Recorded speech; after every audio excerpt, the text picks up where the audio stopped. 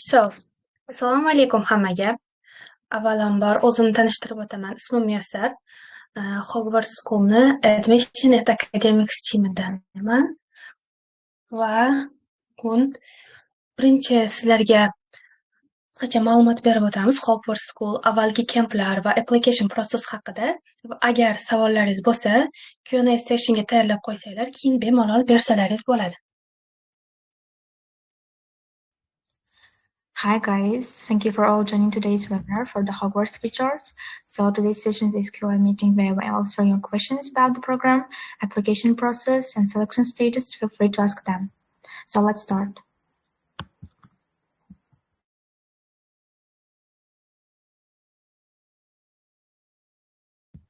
So firstly, I will be introducing a whole session with you guys. Then after that, if you have any questions, then you can ask.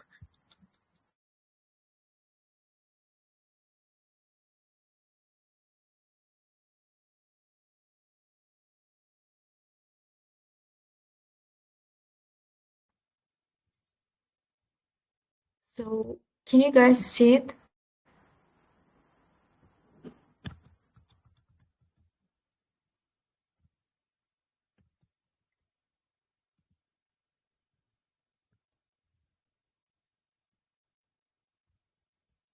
Yeah. So firstly, most given question is, well, our academic part will start from early September till August, and it lasts within 12 weeks. And here you can see high school students from 9 to 11 and university students, all courses. And we have general four categories: ecology, engineering. The second one is IT, and the third one is business and economics, and the first one is education. And we have also subgroups offer this, but these are the general ones. And after 20 weeks online session, we have 1 week camp. Well, with high probability, it will be in Renaissance camp within early August.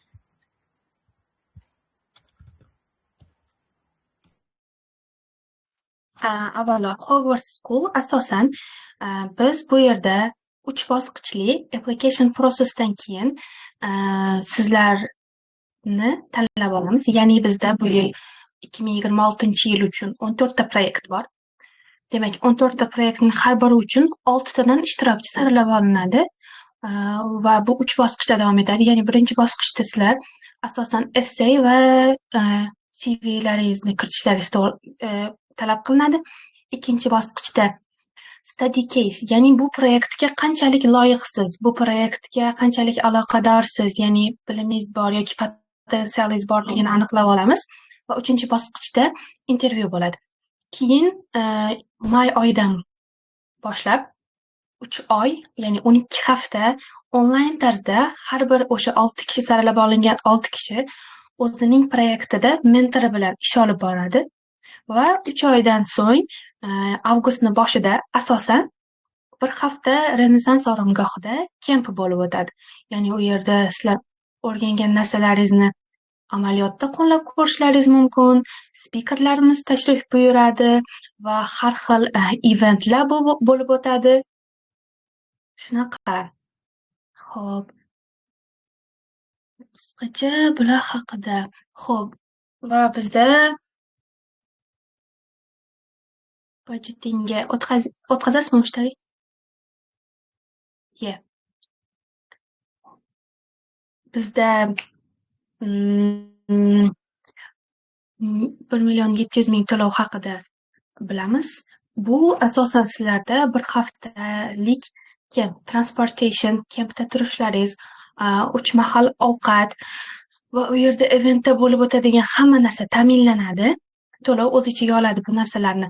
Va biz har bir nima deydi, har bir ishtirokchiga emas, ishtirokchilarning ichidan tanlab olinganlarga 3 kishiga va grantlar ham mavjud.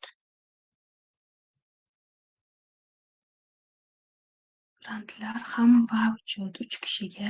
14 ta proyekt bor. 14 ta proyektni hammasi bilan juda yaxshilab tanishib chiqishlaringizni maslahat berardim. Ya'ni buni biz linkka hammasini joylaganmiz. Ya'ni uni olib boradigan mentor haqida ham, proyektni o'zi haqida ham, u proyektda nimalar bo'lishi, nimalar o'rgatilishi qisqacha ta'riflangan va u proyektga kimlar mosligi. Ya'ni siz qanchalik mosligingizni u proyektga o'sha yerda berib qo'yilgan. Misol uchun ba'zi proyektlar 10-11 yoki universitet studentlarini asosan talab qilishgan. Ba'zi proyektlarimiz 9-sinfdan 11-sinfgacha va universitet studentlari uchun ham to'liq ochiq.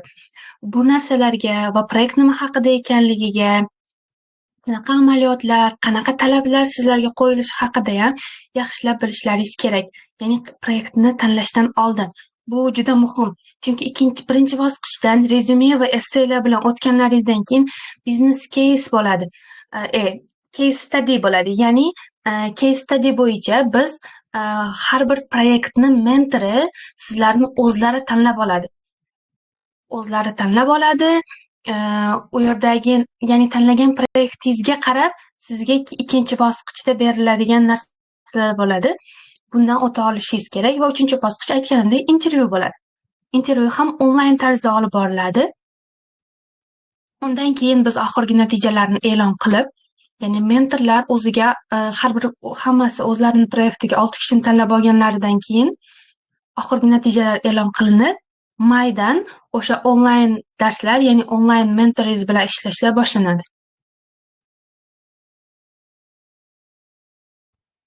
Okay guys, hozir Muyassar hamma narsani tushuntirib o'tdi. Endi biza ko'plab kommentariyada va Google formda berilgan savollarga javob bersak. U yerda aytishibdi, o'sha birinchi raund Google Form qachon tugaydi va rezultatlar qachon announce qilinadi debdi. Bizning Google Form circulationimiz 2-yanvardan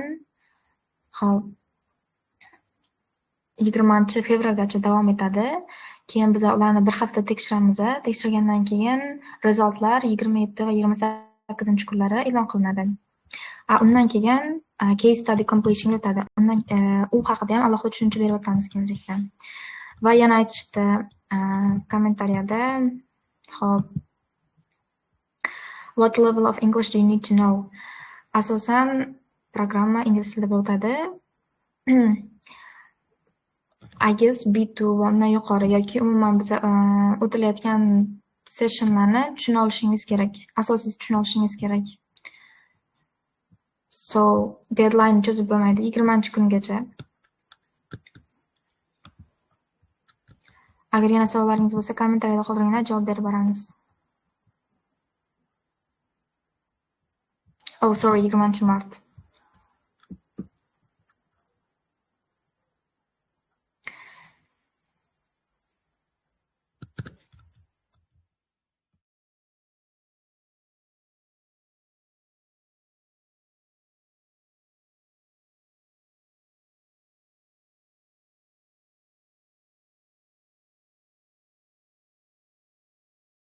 Bu yerda 6 kunlik kemp haqida ham so'rashibdi. Ya'ni Renesansda bo'lib o'tadigan avgustning boshidagi 6 kunlik kemp. Bu yerda aynan nimalar bo'lishi, included bo'lishi, Hogwarts kanalini, asosiy kanalni teparoq qismiga o'tsalaringiz ham va biz share qilgan linklar orqali, ya'ni postlarda share qilingan linklar orqali ham ko'rishlaringiz mumkin. Ya'ni har bir kun qanaqa darajada qiziqarli xotiralarga, har xil experiencelarga boy bo'lib o'tganini ko'rishlaringiz mumkin bemalol. Bu yerda nafaqat o'yin-kulgu, ya'ni nafaqat o'yin-kulgu bu yerda eventlar, har xil foydali narsalar ham bo'ladi. Sizlarga har xil guest speakerlar keladi, amaliyot uchun laboratoriyalar beriladi. Misol uchun bizda loyihalarimiz ichida biochemistry bor. Ular uchun alohida laboratoriyalar beradi, ya'ni sizlar amaliyotda qo'llab ko'ra olishlaringiz uchun. Keyin yana aytilgan bu yerda, hop, 8-chi I'm 8th grade right now. No, I can also participate, but next year I'll be 9th grade.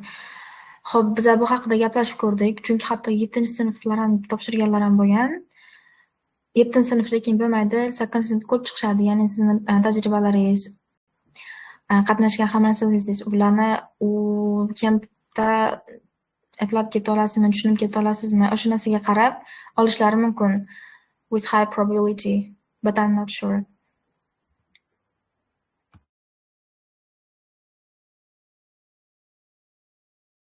Keyin bu men ko'rsatayotgan narsalarim birinchi Hogwarts application ochildi deganda main document deb tagiga shundoq linkni biriktirib qo'ygan. Agar o'shanga kirsangizlar hamma ma'lumotlar berib qo'yilgan. Ichida academic program, STEM project va nima uchun mana bu hop $138.47 to'lanadi. Har bitta expenses hamma narsalargacha berib qo'yilgan. Bemalol full information olishlaring mumkin. Timeline'ni anig'ini aytaman. Ya'ni biz 10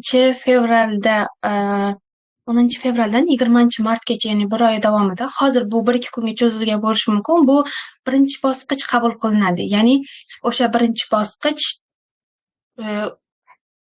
rezyume, topshirgan rezyumelaringiz va essaylaringiz bo'yicha tanlab olinasizlar va bir haftada e'lon qilinadi bu birinchi bosqich natijalari. Application process yopilgandan keyin officially yopiladi bizda 30 kunda va undan keyin bir hafta ichida sizga natijalaringiz e'lon qilinadi va ikkinchi bosqichga agar o'tgan bo'lsalaringiz, ikkinchi bosqichga tayyorgarlik ko'rish aytiladi. Ya'ni ikkinchi bosqichni talablari e'lon qilinadi. Ikkinchi bosqich bizda case study bo'ladi. Ya'ni bu haqida ham to'liq ma'lumot berib o'tamiz. Keyinchalik, ya'ni birinchi bosqich natijalari e'lon qilingandan keyin balki biz yana bir marta video chat qilib, qabul qilinganlar uchun biz 124 ta ishtirokchi qabul qilsak, ular uchun alohida case study haqida to'liq ma'lumot berib o'tamiz va bu asosan bir haftaning ichida bo'lib o'tadi. Case studyni bir haftaning ichida topshirasizlar. Undan keyin biz yana bir hafta ichida case studyni ham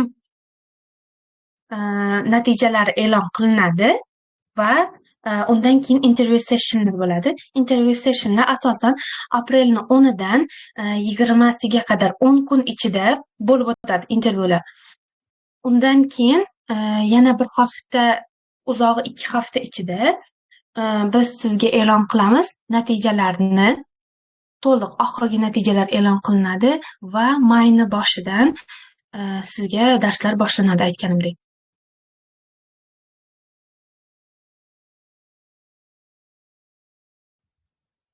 Xo'p. Topshirilgan arizalardan qaysilardir ochilganmi yoki deadline tugagandan keyin ochilish boshlanadimi? Har bittasida tugagandan keyin yangisi ochiladi. Rezultlar e'lon qilingandan keyin ular uchun keyingi step ochiladi. Masalan, ikkinchi stepimiz case study completion bo'lsa 29-mart oralig'ida ochiladi va 2-aprelgacha davom etadi. U ham bir hafta tekshirilib, keyin rezultlar announcement qilinadi.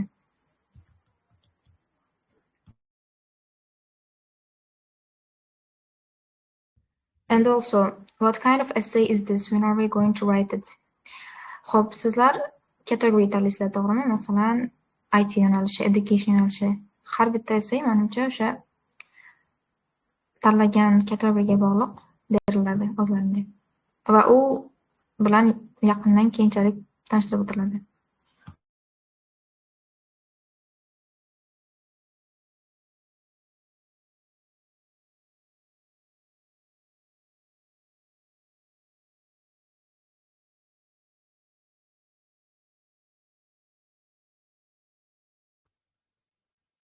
Xo'p, Abdulloh, should we pay the required amount if we don't need funding?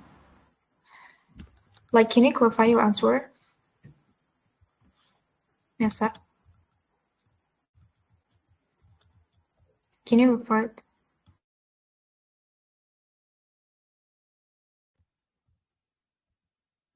Should we pay the required amount even if we don't need funding?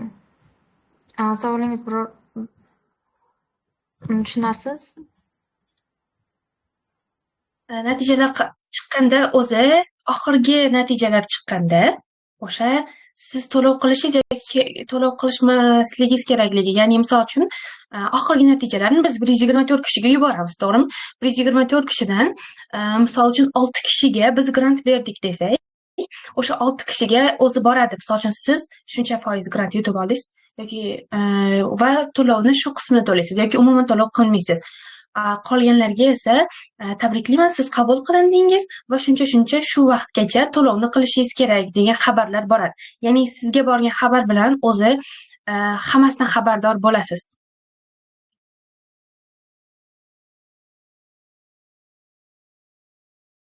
Anavi application stage'lar haqida, ya'ni ketma-ketligi haqida to'liqroq ma'lumot beraman. Birinchi bosqich o'sha hammalaringiz topshirib bo'lganlaringizdek, menimcha Google Form, o'sha Google Formda berilgan har bir ma'lumotni to'g'ri to'ldirib chiqishlaringiz kerak. Va ikkinchi bosqich bizda case study. Case studyda sizga to'liq o'sha proyekt haqidagi nimalarni o'qishingiz, nimalarni o'rganishingiz, qanaqa laboratoriyalar bo'lib o'tishi, qanaqa mavzularda bo'lib o'tishi sizlarga beriladi va o'sha misol uchun siz aytaylik, qaysidir AI bo'yicha bizni o'sha Tourism in AI loyihasini tanladingiz bu yerda va bu yerda bu loyiha qaysidir muammo bordirki bizda o'shanga solution sifatida yaratilgan, to'g'rimi? Va shunga o'xshagan challenge beriladi. Ya'ni siz tanlagan proyektingiz bo'yicha sizga challenge beriladi u yerda va siz buni yaxshi analiz qilishingiz kerak, o'qib chiqib va bu berilgan problemga solution berishingiz kerak. Solution deganda qanaqa, misol uchun nimalar qilish mumkinligi, ya'ni taklifingizni kiritasiz va bu yerdagi key issuesni identify qilasiz, keyin develop a solution qilasiz, ya'ni to'g'ri detailed solutionni o'sha problemga berasiz. Bu essay sifatida, ya'ni yozma tarzda topshirasiz bu narsani. Essay deganda shu narsani nazarda tutdim. Buni to'liq solutionni topshirasiz va u solutionda problemani qanaqa analiz qilganingiz va step by step plan bo'lishi kerak. Buni investigate qilgani, ya'ni bu solutioningizni step by step plani kerak bo'ladi va any theoretical or practical methods you would employ va expected outcomes and potential challenges. Aytganimdek, o'sha solution expected outcome'larni va potential challenge'larni berasiz. Bu mana shu to'rtta narsa included bo'lishi kerak. Bu narsa ham sizga berilgan, ya'ni bu men hozir aytayotgan narsalar Google Form link tarzida sizlarga berilgan va oxirida o'sha maksimum 1000 ta so'z orqali mana shu hamma narsa included qilgan essayingizni topshirasiz. Berilgan deadline bo'yicha. Asosan deadline 1 haftaga beriladi, maksimum 10 kunga berilsa kerak deb o'ylayman. Keyin 3-bosqichda aytganimdek intervyu bo'ladi onlayn tarzda. Ikkinchi bosqichdan o'tgan kandidatlarni, applikantlarniga biz o'zlariga xabar jo'natamiz email orqali yoki Telegram orqali va intervyuga onlayn tarzda qatnashishadi biz aytgan vaqtlar bo'yicha.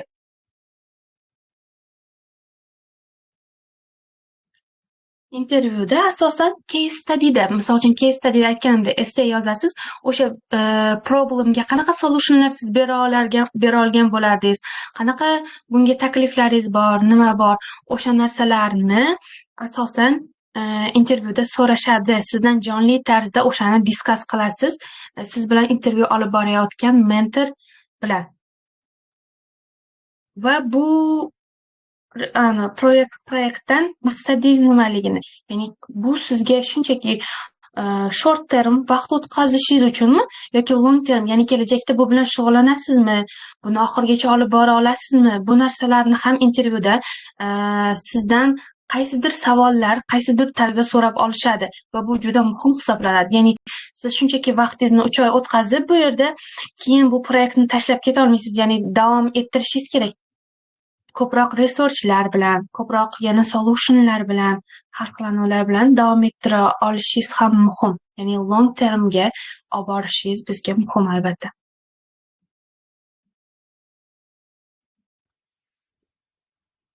Xo'p, keyin bizada 124 ta, maksimum 124 ta participant olinadigan bo'lsa, ularning hammasiga ham funding to'lab berilmaydi. Asosan tanlab olingan yutganlarga beriladi. 124 taga bu session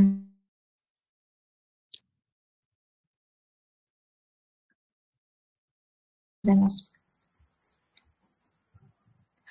Xo'p, kech kirganlar.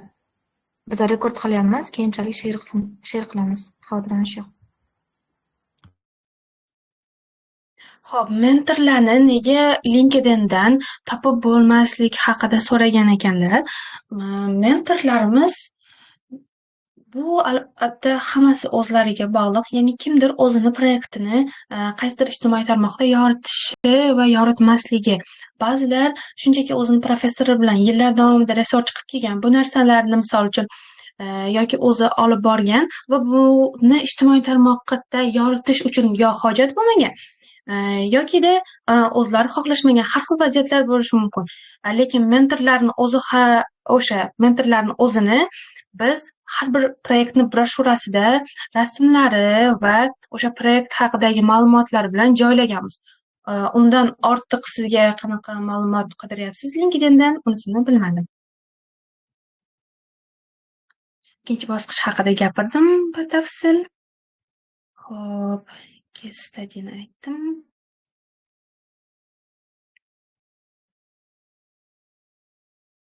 Englishni aytdik.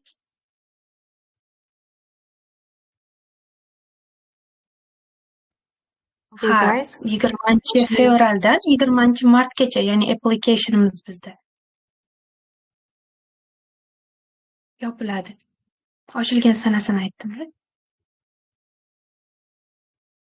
Yo'q, 124taga to'liq grant berilmaydi.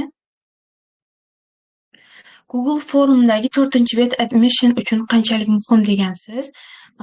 Ya'ni Google Forumdagi har bir berilgan ma'lumotingiz siz uchun muhim. Ya'ni ikkinchi bosqichga o'tmoqchimisiz, har bir ma'lumotni yaxshilab ko'rib chiqishingiz, o'qishingiz va to'g'ri, ya'ni haqiqatdan ham bor narsalarni gapirib joylashingiz kerak. Bu narsalar yaxshi tekshiriladi, chunki bizda Admission and Academics teamda ham va Hogwarts'ni core teamida hozir bu yil yangi mentorlar olingan, ya'ni aynan sizlarni applicationlaringiz bilan ishlaydiganlar va biz siz topshirgan applicationlarni mentorlarni o'zlari bilan ham o'zimiz ham ko'rib chiqamiz va har bir topshirgan, har bir yozgan narsangizni analiz qilib, biz ko'rib chiqib, shunga qarab ikkinchi bosqichga saralaymiz. Bu o'zingiz uchun juda muhim. Har bir narsani yaxshi to'ldirishingiz.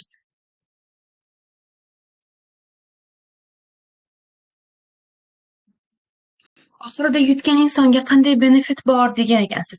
Sizni o'zi benefitingiz bu yerda qabul qilinganingiz bo'ladi. Ya'ni 3-bosqichdan o'tyapsiz va sizda bu yerda 3 oy onlayn 6 kishilik bir guruhda bitta proyekt mentor va unga yordamchi bo'ladi asosan.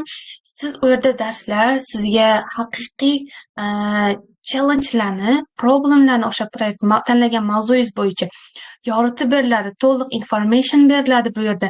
Sizga ular qilgan yillar davomida ba'zi mentorlar aytyapman, ishlagan bu proyekti bo'yicha qilgan resurslarini taqdim qilishadi, o'rgatishadi har bir prosesni va bu yerda sizning benefitingiz haqiqiy global bor mavjud muammolar bilan qanaqa ishlay olish, qanaqa yechimlar topa olish mumkinligi, resurslarni qanaqa qilish mumkinligini bemalol o'rganib va bundan keyin o'zingizni proyektingiz bilan xuddi shunaqa ishlasangiz bo'ladi.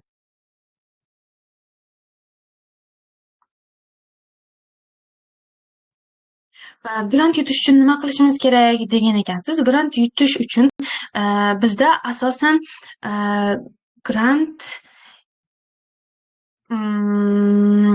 yutish uchun alohida skilllar, bir nimalar talab qilinmaydi va bu yerda need based bo'ladi degan qarorga kelyapmiz hozir. Grantimiz, ya'ni merit based emas, need based bo'ladi. Chindan ham kerak bo'lgan, bizda misol uchun outstanding applicant bor va o'shanga rostdan ham shu proyekt, ya'ni o'sha odamni, applicantni biz o'qitmoqchimiz, lekin unda o'shanaqa imkoniyat yo'q va o'shalarni ta'minlashimiz ham mumkin va o'zi 3 ta stagedan eng zo'r o'tgan, misol uchun 124 tani hammasi o'tgan taqdirda ham siz o'sha 124 tani ichida ham eng zo'ri bo'lgan bo'lishingiz mumkin.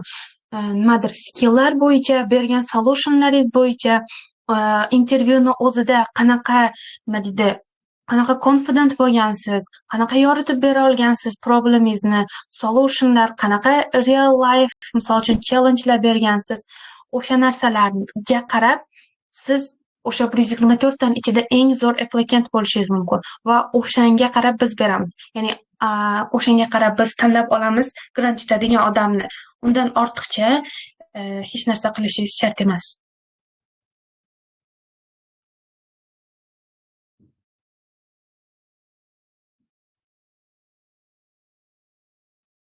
Yo'q, applicationda so'ralgan savollar essay emas.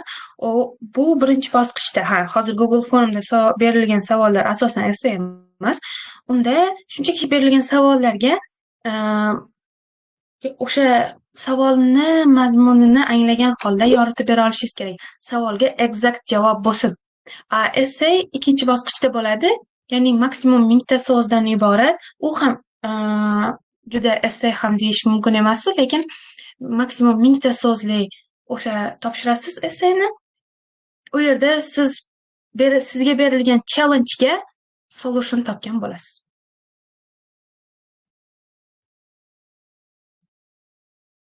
Qanaqa grant deb so'rashganda, xo'p, qanaqa grant? Misol uchun, biz sizga birinchi bosqichda shu 3 ta savolga javob bersalaringiz bo'ldi. Bu 3 ta savollarni hammasi mentorlar tomonidan berilgan. Ya'ni bu proyektga qanchalik loyiqligingizni bilib oladi mentorlar bunda. Endi qanaqa grant deb savol berganlarga, bizda avvalgi yillari har bir proyektda, ya'ni misol uchun har bir proyektda 6 tadan misol uchun 10 tagacha odam bo'lgan, yillarga qarab bu har xil bo'lgan va har bir kishiga bittadan 100% grant berilgan. Bu buning uchun siz o'sha outstanding applicant bo'lishingiz kerak bu grantni olishingiz uchun.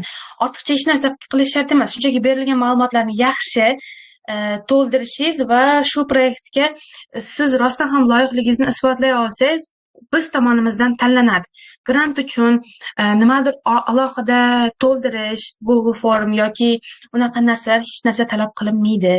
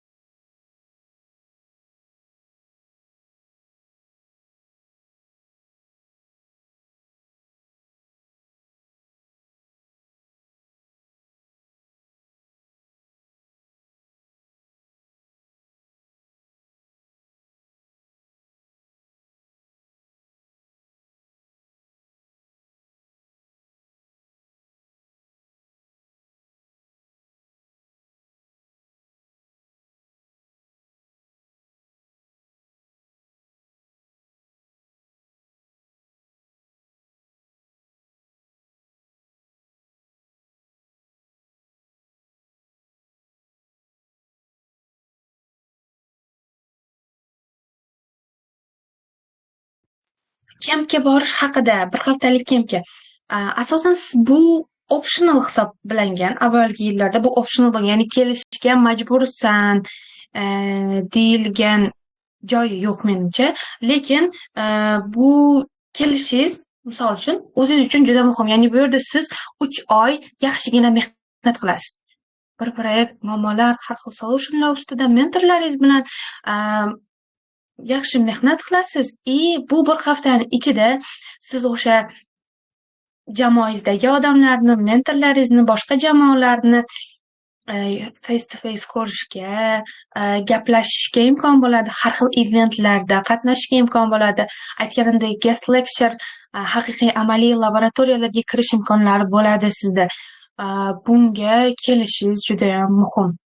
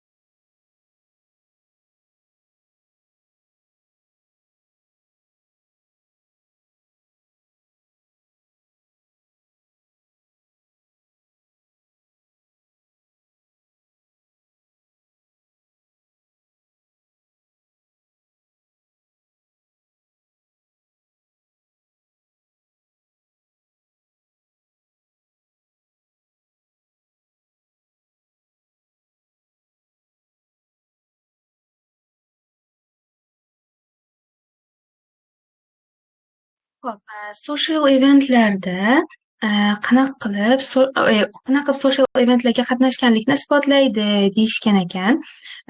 Bunda siz avvalo rezyumeda hamma narsa haqiqat bo'lishi kerak. Va social eventlarga qatnashgan bo'lsangiz, agar kattaroq tadbirlarga qatnashgan bo'lsangiz, albatta sizda agar link joylamoqchi fotolarni jo'natsangiz bo'ladi, yokida berilgan sertifikatlarni jo'natsangiz bo'ladi. Berilgan sertifikatlar, qatnashganingizdagi foto yoki bironta official katta kanalga e'lon qilingan bo'lishi kerak. Misol uchun qatnashganingiz agar bor bo'lsa, o'shanaqa narsani, o'shani linkini ham jo'natsangiz bo'ladi. Lekin rezyumega asosan linklar joylanmaydi. Agar rezyumega yozmoqchi bo'lsangiz bu narsa va rezyumega yozgan narsalaringizni albatta hammasini rost qilib yozishingiz kerak. Chunki biz shunga qarab sizni tanlaganimizdan keyin, ya'ni biz rost deb o'ylaymiz va siz buni rost deb yozishingiz kerak. Rezyumedagi keyinchalik biz sizni agar rezyumengizga qarab tanlab olsakda va u yerdagi narsalar bilan sizni o'zingiz, ya'ni personalities qanaqadir to'g'ri kelmasa, bu yolg'on ishlatgan bo'lasiz. Bu mumkin emas.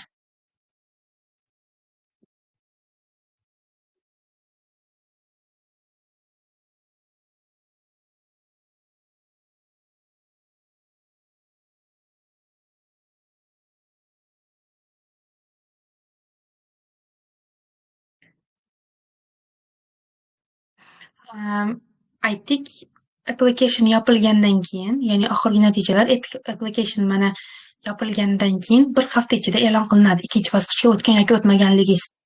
Biz buni email orqali yoki Telegram orqali sizga telefon qilib aytamiz. Bog'lanamiz.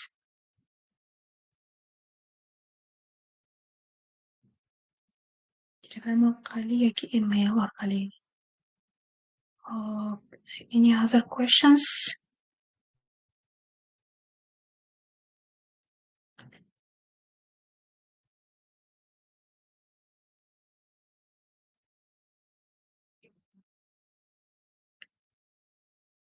Agar yana 5 daqiqa vaqtlaringiz bor, boshqa savollaringiz bo'lsa, bemalol berishlaringiz mumkin.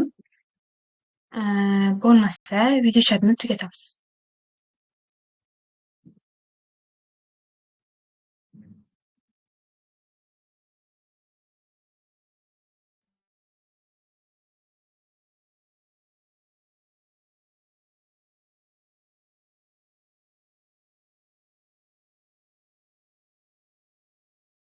Qarang, financial aidga hozir hech narsa qilish shart emas. Chunki hozir bizda faqat birinchi bosqich uchun application ochiq. Birinchi bosqichdan, birinchi, ikkinchi va uchinchi bosqichdan o'tganingizdan keyin o'sha 124 ta saralab olingan insonlar ichidan biz aytamiz o'sha financial aid uchun nima qilish kerakligi yoki kim nima yutgani. Va birinchi bosqichda bu narsa sizga hozir muhim bo'lishi kerak emas. Ya'ni birinchi bosqichda birinchi, ikkinchi, uchinchi va oxirida intervyudan o'tganingizdan keyin sizga xabar beriladi. Biz aytganimdek o'zlariga e'lon qilishimiz mumkin. Siz shuncha financial aid yutib oldingiz, ya'ni shuncha grant yutib oldingiz deb. Yokida mana shu link orqali topshirishlaringiz mumkin financial aidga deb yuborishimiz mumkin. Va bu hammasi uchinchi bosqich tugagandan keyin bo'ladi. Yes, I guess you can edit your application. IELTS qabul qilinish uchun yoki scholarship yutish uchun IELTS juda katta ahamiyatga ega emas deb o'ylayman. Biz IELTSni nima uchun so'raganmiz? Bizda programma asosan ingliz tilida olib borilgani uchun bu konsepsiyalarni, ya'ni proyektlarni berilishini, ishlayotgan muammolaringizni tushunishingiz juda muhim. Chunki bu narsa hammasi ingliz tilida bo'ladi siz bilan va buni tushunishingiz biz uchun juda muhim. Shuning uchun IELTS so'ralgan. O'sha tushuna olishingizni bilsak biz, bu yetarli. Lekin scholarship uchun, ya'ni baland IELTS bo'lsa scholarship yutasiz degan narsani ayta olmayman. Bizda scholarship yutish uchun siz o'sha proyektga haqiqatan ham loyiqligingizni aytganimda isbotlashingiz kerak. Xo'p, keyin bu yerda aytilgan can I edit my application deb. topshirib ko'rishingiz mumkin va oxirgi topshirgan applicationingiz qabul qilinadi. Undan oldingilari rad qilib yuboriladi. Oxirgi application qabul qilinadi. Bu haqida oldingi kommentariyalarda ham gapirib o'tildi. Ha, keyin I think essay is important, deyapti. Ha, ikkinchi bosqichdagi essay juda muhim. Bu shaxsan mentorlaringiz, ya'ni tanlagan proyektingizni mentorlar tomonidan tekshirilgandan keyin o'sha yerda o'zi aniq bo'ladi. O'sha yozgan essayingiz, o'sha bergan solutioningizda aniq bo'ladi. Bu proyektda qatnasha olasizmi, yo'qmi? Buni rostdan ham tushundingizmi, yo'qmi? Kelajakda buni olib bora olasizmi, yo'qmi? Mana shu savollarga biz javobni o'sha essaydan topamiz, siz yozib berganda.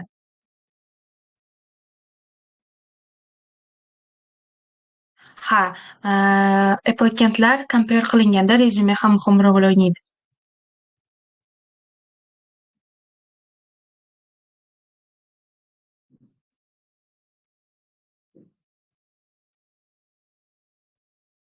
SATni bu yerda hech qanaqa aloqasi yo'q. Bu yerda biz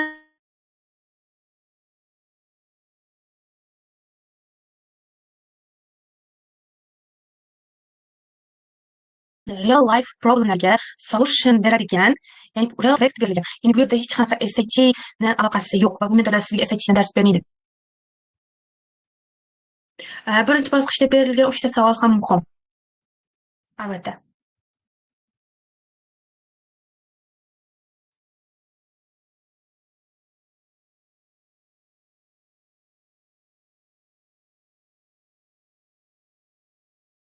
Yo'q, qatnashuvchilarda aniq bir proyekt loyiha bo'lishi shart emas.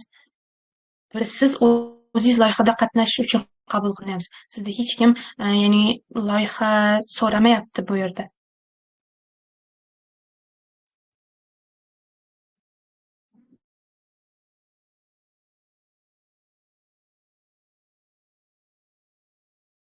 Xo'p guys, bizani vaqtimiz tugadi. Hozir shu yerda end up qila olamiz. Qolgan kommentariyadagi savollarga shunchaki write qilib javob beramiz.